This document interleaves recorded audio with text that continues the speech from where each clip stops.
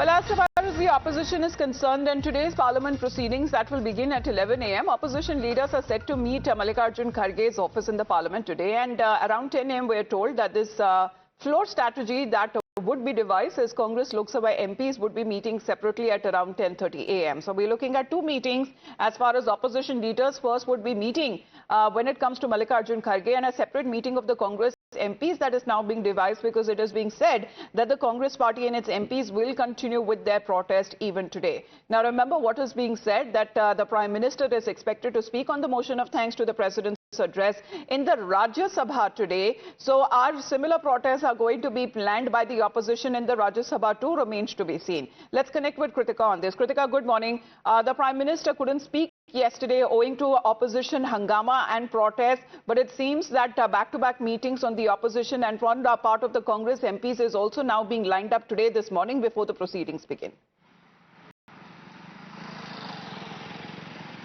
Well, yes, the Prime Minister's reply in the Parliament yesterday was deferred due to constant disruptions. In fact, even in the evening, we saw Congress MPs approach the Treasury benches and unfurl large banners accusing the Prime Minister and targeting him as well, after which the Parliament was also adjourned till 11 today. Now we're learning that the Prime Minister is likely to speak in the Rajya Sabha, but remember, the key demand of the opposition in all of these days has been for an opportunity for the leader of opposition, for Rahul Gandhi, to also speak. He we know over the last couple of days has been trying to speak over the incidences of the former army chief. He's been trying to speak about India-China relations as well as the US trade deal. The Congress at large has tried to raise the Jeffrey Epstein issue as well, all of which the Speaker has in fact said at multiple occasions do not pertain to the contents of the presidential address, for which the 18-hour duration had been given